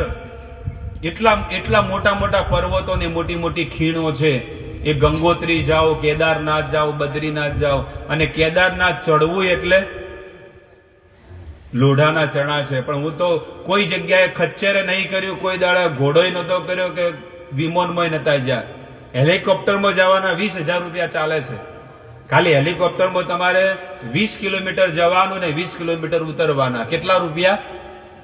20,000 રૂપિયા. 2,000 નહીં હો ભાઈ. ખાલી ખચ્ચર વાળા 5,000 રૂપિયા લેતા. 3,000 રૂપિયા જવાના ચડવાના. અને એમાં ખચ્ચર પડી જાય તો માથું એ ફૂટી જાય. વરસાદ આવે અને ખચ્ચર લોકો પછી એ મળ ત્યાગ કરે ને આખું બધું ગંધાતું થઈ જાય. કેટલા બધા ઢગલા બંધ ખચ્ચરો દોડતા હોય. કેદારનાથ બદ્રીનાથ કોઈ ગયા છે? જે ગયા હોય એ લોકો આંગળી ઊંચી કરે. કોણ ગયું છે કેદારનાથ બદ્રીનાથ? કેટલું અઘરું છે કે નથી? બહુ અઘરું છે. કેદારનાથ અને યમનોત્રી આ બહુ અઘરું છે. યમનોત્રીમાં તો તમે ખાલી ચાલતા ચાલતા જાઓ ને તો અહીંયા ખાલી કઠેડો કરેલો છે લોખંડનો, અને નીચે તમે જુઓ તો એકલી ખીણ. આમ ચક્કર આવે કે બાપ રે બાપ, કેટલો ઊંડો પર્વત છે અને કેટલા આપણે ઉપર પહોંચી ગયા છે. એટલે 4 ધામમાં આ વિદુરજી જે છે ને 36 વર્ષ સુધી આ પૃથ્વી પર જેટલા પણ તીર્થો હતા ને એ બધા તીર્થોમાં એમને વિચરણ કર્યું છે. આપણો પણ એવો સંકલ્પ હોવો જોઈએ કે હું પણ આ કાયાથી આ ભારતભરમાં જેટલા પણ તીર્થો છે, જેટલી પણ પવિત્ર નદીઓ છે, ત્યાં એકવાર મારે જવું છે અને એકવાર મારે દર્શન કરવા છે. અને એનાથી પણ અઘરા દર્શન હોય ને તો અમરનાથના છે. અમરનાથની જાત્રા જે કરે ને, અમરનાથ તો લગભગ તો આમાં તો કોઈ નહીં હોય, એક જણો ગયો છે. આટલે તમે લગભગ 70-80 જણા બેઠા છે, એમાંથી ખાલી એક માણસ ગયું છે. ગોમમાંથી ખાલી રેકોર્ડ કાઢો કે ભાઈ અમરનાથ કોણ જી આવ્યું છે, બાપ કોઈ જ્યું નથી. એટલે બહુ અઘરું છે તપ કરવું કળિયુગમાં. એટલે ભગવાને સરળ રસ્તો આપ્યો. ભગવાને વિચાર કર્યો કે કળિયુગનો જીવાત્મા કોઈ વસ્તુ કરવાને સમર્થ નથી, એટલે ભગવાને છે ને સ્વતઃનું નામ આપી દીધું. જીવેર કૃપાય કેલા, જીવોની ઉપર કૃપા કરવા માટે અભિનત્વા નામ નામી ન, ભગવાને પોતાનું નામ આપી દીધું કે મારું નામ જો તમે લેશો ને તો પણ તમને બધું ફળ મળી જશે. કોઈ વિચાર કરે કે બસ હું તો ઊંઘતા ઊંઘતા ભગવાનનું નામ લઈશ, હવે તો માળા લીધી છે તો હવે શું કરીશ, પલંગ પર ઊંઘતા ઊંઘતા હવે હું માળા કરીશ. બસ કોઈ વ્યક્તિ ઊંઘતા ઊંઘતા માળા કરે ને તો ભગવાન એની બાજુમાં આવીને બેસીને છે ને એ હરિનું નામ સાંભળશે. ભગવાનનું નામ પોતે સાંભળે ભગવાન. એટલા દયાળુ ને કૃપાળુ છે. અને કદાચ તમે વિચાર કરો કે ભગવાન બેસીને નામ સાંભળે છે તો હવે પણ હું ટટ્ટાર બેસી અને ભગવાનનું નામ લઈશ. હરે કૃષ્ણ કૃષ્ણ કૃષ્ણ હરે હરે, હરે રામ રામ રામ હરે હરે. હું પ્રભુનું નામ લઈશ. અને જો તમે બેસીને ભગવાનનું નામ લેશો એટલે ભગવાન ઉભા ઉભા તમારું નામ સાંભળશે, તમે જ્યારે નામ બોલો છો. અને જ્યારે તમે એવો વિચાર કરો કે ના હવે હું પણ ઉભા ઉભા ભગવાનનું નામ લઈશ તો ભગવાન છે ને નાચવા માંડશે. ભગવાન કહે છે કે મારો ભગત જો ઉભા ઉભા મારું નામ લેતો હોય તો હવે હું શું કરીશ, હું હવે નાચીશ. અને ભગવાન કીર્તન કરશે તમારી સામે. અને જો તમે કીર્તન કરતા કરતા ભગવાનની આરતીમાં જ્યારે તમે કીર્તન કરો ભગવાનના નામમાં, તો ભગવાન કહે છે કે હું એના હૃદયમાં વિરાજમાન થઈ જાઉં છું. અને એના હૃદયમાં કેદ થઈ અને ક્યારે એના હૃદયમાંથી નીકળતો નથી. આટલી મહિમા આપણા વેદોમાં બતાવેલી છે. અને વિદુરજી આ પ્રમાણે સંપૂર્ણ ભારતમાં વિચરણ કરતા કરતા એ વિદુરજી પાછા હસ્તિનાપુરમાં આવ્યા. એમને ખબર પડી કે કુરુ વંશનો બધો ઇતિહાસ સાફ થઈ ગયો છે અને પાંડવોમાં યુધિષ્ઠિર મહારાજ હસ્તિનાપુરના રાજા બન્યા છે. એટલે વિદુરજી જ્યારે ગયા તો યુધિષ્ઠિર મહારાજ કે છે તીર્થમ કુર્વંતી તીર્થાની, હે ગુરુદેવ, હે કાકાશ્રી, એમને કાકા હતા ને એટલે કહેતા કે તમે તો તીર્થોને પણ પવિત્ર કરવા વાળા છો અને આજે તમે અમારા દ્વારે પધાર્યા છો તો પધારો, વેલકમ, સ્વાગત છે. આવી રીતે વિદુરજીનું સ્વાગત કર્યું. પણ વિદુરજી થોડોક સમય ત્યાં રોકાણા અને ધૃતરાષ્ટ્ર મહારાજને છે ને સંદેશો આપવા માટે આવ્યા હતા. એમને ખબર પડી કે બધો આખો કુળ સાફ થઈ ગયો છે પણ ગાંધારી ને ધૃતરાષ્ટ્ર બે હજી જીવે છે. એટલે એનું કલ્યાણ કરવું કે ન કરવું, પોતાના ભાઈનું જીવ બળે કે ન બળે, ભલે કળયુગમાં ન બળે પણ ત્યારે બળતો હતો, વિદુરજીને બળતો હતો. અને વિદુરજીને જીવ બળવા માંડ્યો કે ધૃતરાષ્ટ્ર મહારાજે આખું જીવન પાપ કર્મ કર્યા, આખું જીવન કુકર્મ કર્યા. એટલે એમને ઉપદેશ આપવા માટે વિદુરજી આયા. અને હસ્તિનાપુરમાં આવીને વિદુરજીએ ધૃતરાષ્ટ્ર મહારાજને સંદેશો આપ્યો કે તમને ભીમના હાથના રોટલા બનાવેલા કેમ ભાવે છે, જે હાથથી તમારા 6 છોકરાઓને મારી નાખ્યા ભીમે. ભીમે કેટલા છોકરાઓને માર્યા હતા? 100 છોકરાઓને મારી નાખ્યા અને ભીમે જ દુર્યોધનની જંગા ફાડી નાખી હતી. બે આમ હાથ લીધો અને પગ થઈને આમ ચીરી નાખ્યો હતો. આખો એક પગ છે ને ચીરી નાખ્યો. એટલો તાકાતવાર ભીમ હતો. ત્યારે એ વિદુરજી છે ને ધૃતરાષ્ટ્ર મહારાજને કહે છે કે એ ભીમને જે તમારા 100 છોકરાઓને મારી નાખ્યા અને એના હાથના રોટલા તમને કેમ ગળે ઉતરે છે? થોડીક તો શરમ કરો. આપણે હોય તો કોઈ વાંધો નહીં, ચાલશે. પણ ધૃતરાષ્ટ્ર મહારાજને જીવનમાં એ દાડે છે ને બહુ પશ્ચાતાપ થયો, બહુ દુઃખ થયું. તો શું કરું હું? તમે નીકળી જાઓ ઘર છોડીને અને શું કરો? જંગલમાં એટલે કે હિમાલયમાં, આજે 4 ધામની વાત કરીને હિમાલયમાં જઈને તપ કરો. છેલ્લી ઘડીએ ઘડપણમાં જેનું કોઈ ન હોય ને એને હિમાલય સહારો આપે છે. એટલે વિદુરજીએ જ્યારે ધૃતરાષ્ટ્ર મહારાજને ગાંધારીને સંદેશો આપ્યો એટલે એ સત્સંગ છે ને એના હૃદયમાં ઉતરી ગયો, એક સત્સંગ. અને વિદુરજીએ ધૃતરાષ્ટ્ર મહારાજને કીધું કે તમે હવે ઘર બાર છોડી દો, રાતોરાત નીકળી જાઓ, કોઈને કહેતા નહીં. તમે જો યુધિષ્ઠિરને કહો કે ના ના હવે અમારે ઘર છોડીને જવું, તો એ તો જવા નહીં દે તમારો ભત્રીજો. એટલા માટે રાતોરાત રાતના 2 વાગે છે ને ધૃતરાષ્ટ્ર, ગાંધારી અને વિદુરજી આ 3 જણા છે ને હરિદ્વારના માર્ગે નીકળી ગયા. દિલ્હી હસ્તિનાપુરથી ચાલતા ચાલતા નીકળ્યા, હરિદ્વારમાં પહોંચ્યા અને સપ્ત ઋષિ ઘાટ જે છે ને ત્યાં આગળ પહોંચી અને ત્યાંથી હરિદ્વારથી ઉપર હિમાલય તરફ ગયા. અને હિમાલયમાં ધૃતરાષ્ટ્ર મહારાજ સમાધિમાં બેઠા અને એટલો બરફ પડે પણ તોય ધૃતરાષ્ટ્ર મહારાજને અહીંયા મસ્તકમાંથી છે ને આગ નીકળવા માંડી. એટલું તપ કર્યું ધૃતરાષ્ટ્ર મહારાજને. અને એ તપની અગ્નિમાં ધૃતરાષ્ટ્ર મહારાજ બળીને ભસ્મીભૂત થઈ ગયા અને ગાંધારી છે ને એ જ શરીરમાં સમાઈ ગયા અને એ પણ ગાંધારી પણ આગમાં સમાઈ અને હરિની પ્રાપ્તિ થઈ ગઈ ધૃતરાષ્ટ્રને, વિદુર બધાને. તો આવી કથા મહાભારતમાં આવે છે. એ પ્રસંગ મેં તમને આજે કીધો અને આપણા જીવનમાં ઉતારવા લાયક શું વસ્તુઓ છે એ પણ મેં તમને કીધી. અને તમને જો યોગ લાગે તો તમે પણ તમારા જીવનમાં એ વસ્તુને ઉતારજો. શું ઉતારવાની વસ્તુ છે? સૌથી પહેલી કે ભગવાનના બતાવેલા વ્રતોનું પાલન કરવું જોઈએ.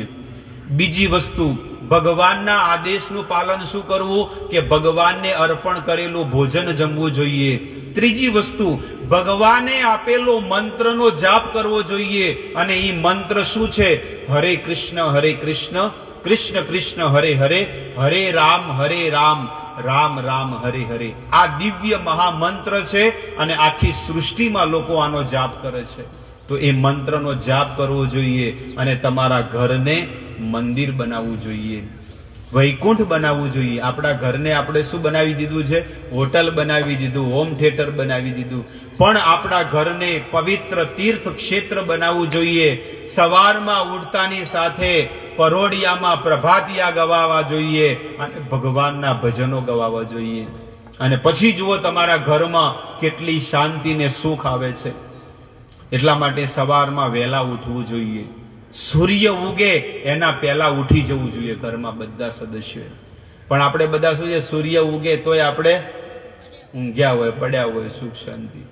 એટલે ભગવાન વિચાર કરે કે મેં આને આવા કુળમાં જન્મ આપ્યો, આવા પરિવારમાં જન્મ આપ્યો, મનુષ્ય શરીર આપ્યો, પણ આને કોઈ નિયમનું પાલન કર્યું.